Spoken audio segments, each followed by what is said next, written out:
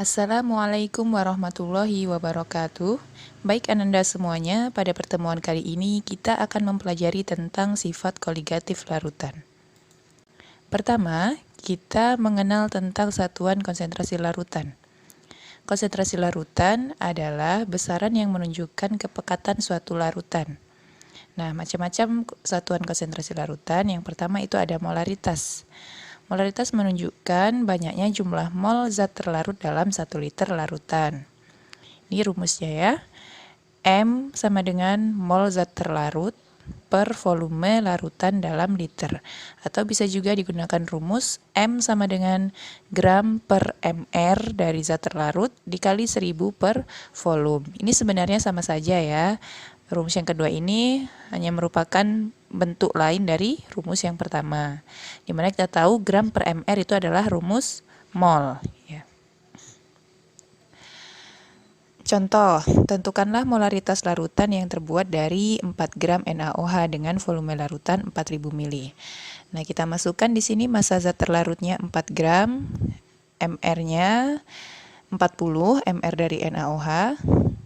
Kemudian 1000 per volume, volumenya 4000 ml. Nah, kita dapatkan molaritas larutan tersebut adalah sebesar 0,025 molar. Selanjutnya yang kedua ada molalitas, dilambangkan dengan M kecil.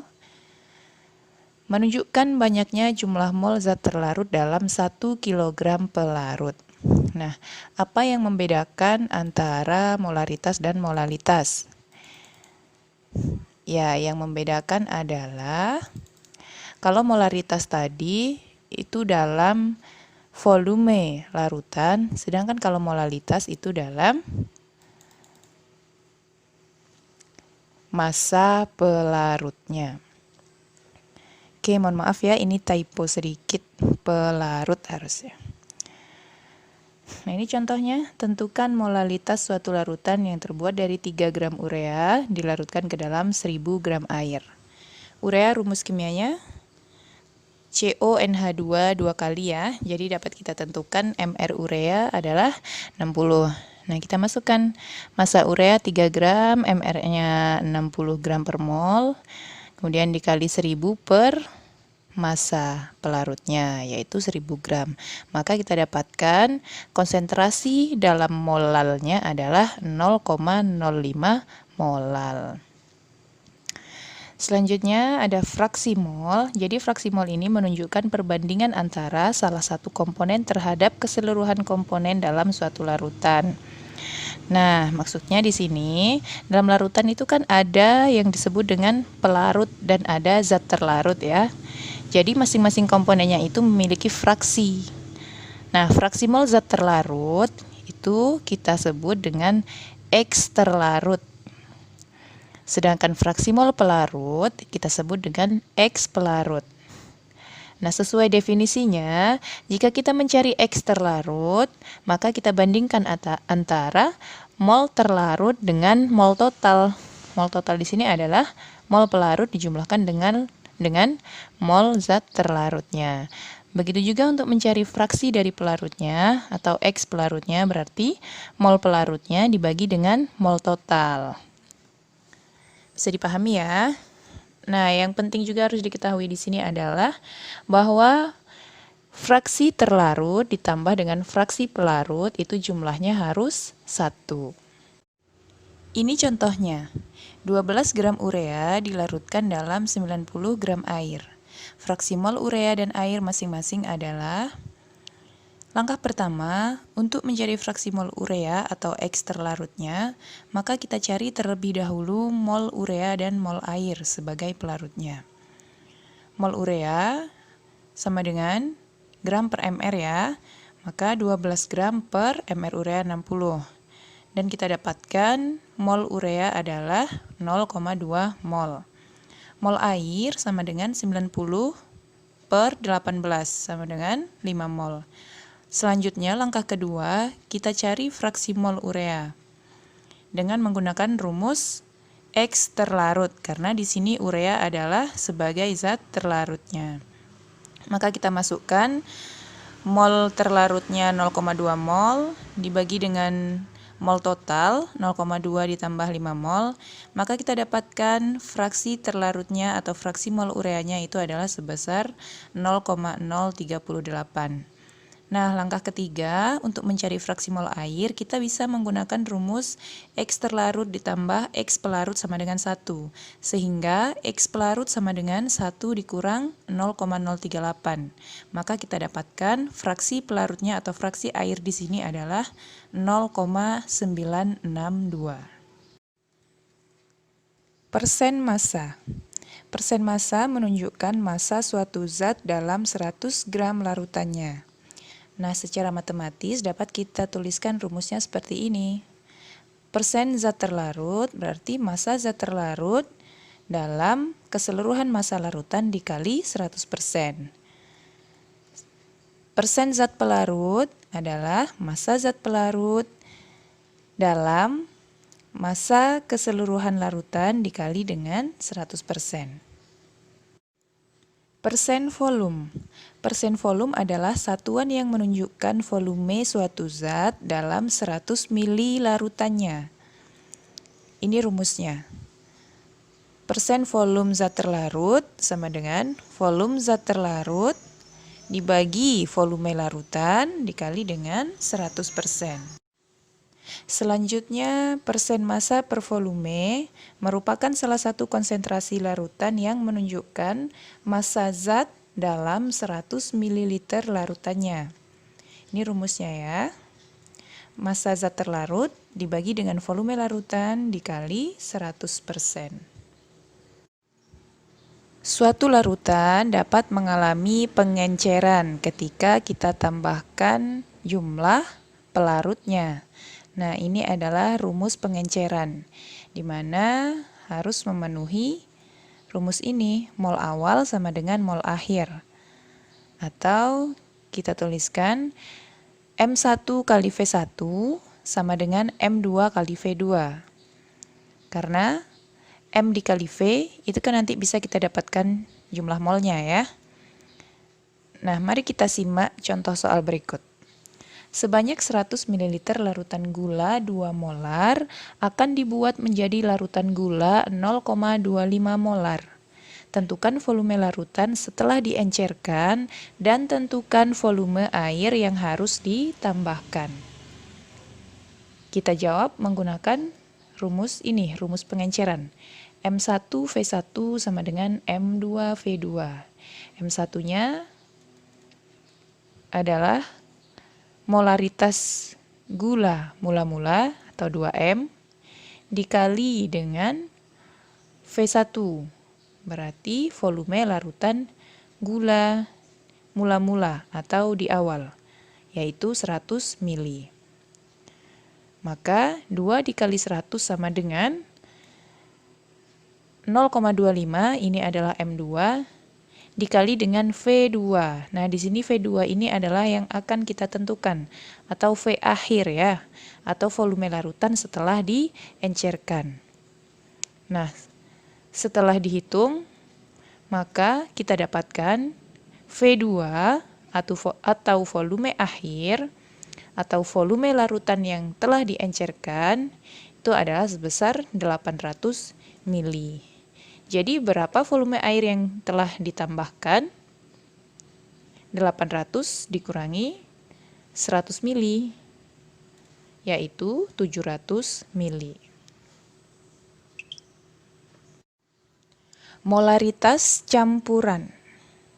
Jadi kita dapat mencampurkan dari beberapa larutan dengan konsentrasi yang berbeda. Nah, setelah dicampurkan tentu akan memiliki molaritas yang berbeda dari molaritas awalnya tadi. Nah, untuk menghitung molaritas campuran, kita menggunakan rumus ini. Molaritas campuran adalah mol total dibagi dengan volume total. Kita perhatikan di contoh. Konsentrasi larutan HCl yang diperoleh dengan mencampur 150 ml HCl 0,2 molar dan 100 ml HCl 0,3 molar adalah, kita masukkan ke rumus ya, V1 150 dikali M1 0,2 ditambah M2-nya 0,3 dikali dengan V2-nya 100 mili. Dibagi dengan volume total. Volume totalnya berarti volume larutan 1 ditambah volume larutan 2, yaitu 150 ditambah 100 mili. Maka nanti kita dapatkan molaritas HCl setelah dicampurkan adalah 0,24 molar. Nah, ini adalah hubungan antara persen massa dan molaritas. Kita dapat menggunakan rumus molaritas sama dengan persen dikali dengan massa jenisnya dikali dengan 10 dan dibagi dengan mr. Jadi nanti jika bertemu dengan soal yang di sana terdapat massa jenis, kemudian ada juga persen massa, ditanyakan molaritas, kita dapat menggunakan rumus berikut ya. Sekarang kita masuk pada inti pembahasan kita pada materi kali ini, yaitu tentang sifat koligatif larutan. Sebagaimana yang telah Ananda ketahui bahwasanya larutan itu adalah campuran homogen yang terdiri dari dua zat atau lebih. Nah, apa itu sifat koligatif larutan? Sifat koligatif larutan adalah sifat larutan yang tidak bergantung pada jenis zat terlarutnya, tetapi hanya bergantung pada konsentrasi partikel zat terlarutnya. Ada 4 sifat koligatif larutan. Yang pertama itu adalah penurunan tekanan uap, kemudian yang kedua ada kenaikan titik didih, selanjutnya yang ketiga ada penurunan titik beku, dan yang terakhir atau yang keempat adalah tekanan osmotik. Nanti kita akan bahas satu persatu pada slide berikutnya. Yang pertama kita bahas mengenai penurunan tekanan uap atau dilambangkan dengan delta P. Perlu diketahui, tekanan uap adalah kecenderungan suatu cairan untuk menguap. Jadi yang menguap itu pelarutnya. Kemudian, cairan yang mudah menguap itu berarti tekanan uapnya tinggi dan sebaliknya. Yang sulit menguap berarti tekanan uapnya rendah. Nah, adanya zat terlarut menyebabkan suatu pelarut sukar menguap. Ini ya yang penting harus kita garis bawahi. Jadi semakin banyak zat terlarut, maka akan semakin sulit untuk terjadinya penguapan atau tekanan uapnya menjadi semakin kecil. Kita lihat pada slide berikutnya. Dapat kita lihat pada gambar ini yang mengilustrasikan antara yang A itu pelarut murni dan yang B itu adalah larutan, di mana dalam larutan itu sudah terdapat partikel zat terlarut. Nah, yang A, partikel pelarutnya lebih banyak di permukaan ya. Tekanan uapnya di sini lebih tinggi atau lebih besar. Sedangkan pada B, adanya partikel zat terlarut itu menghambat atau menghalangi penguapan dari partikel zat pelarut. Berarti adanya partikel zat terlarut itu menyebabkan tekanan uapnya semakin kecil atau semakin rendah. Penurunan tekanan uap, itu nama sifatnya ya. Nah, berarti tekanan uapnya turun. Tekanan uap pelarut dengan sejumlah besaran tertentu itu menjadi turun setelah kita tambahkan zat terlarut atau setelah dia menjadi larutan.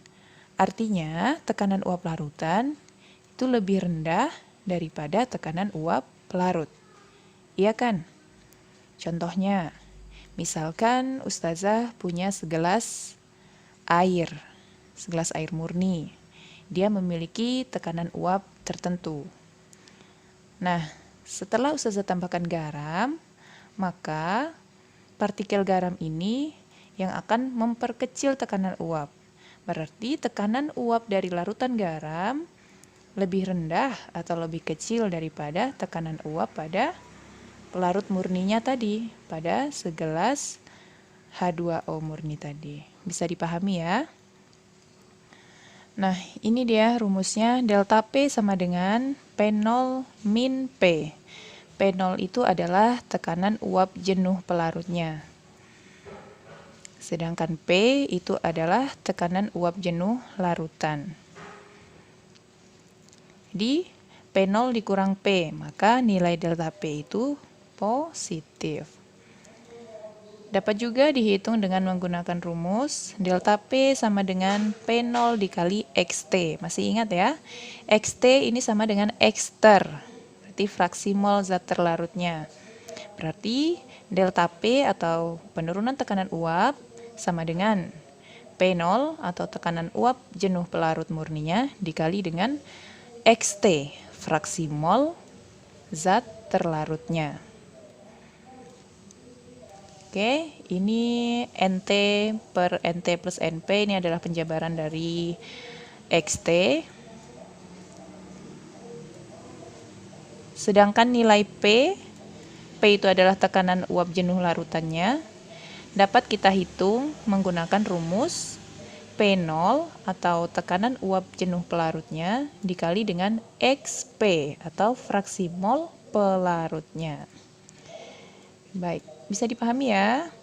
Nah, rumus yang barusan Ustazah bacakan atau yang barusan Ustazah jelaskan itu adalah rumus yang digunakan untuk larutan non-elektrolit.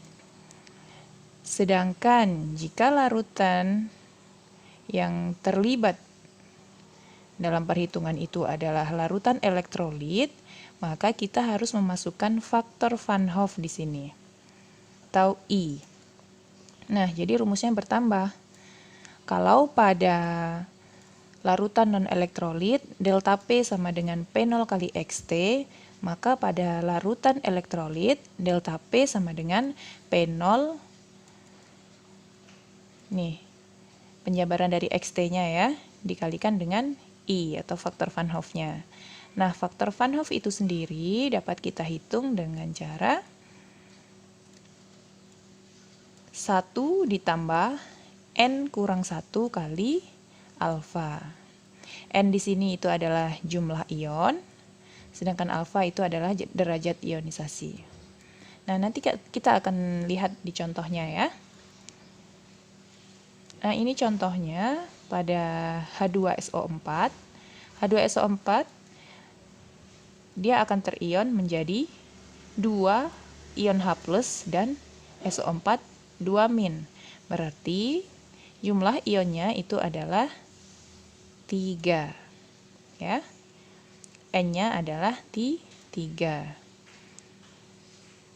Nah, karena dia elektrolit kuat, maka nilai alfanya 1.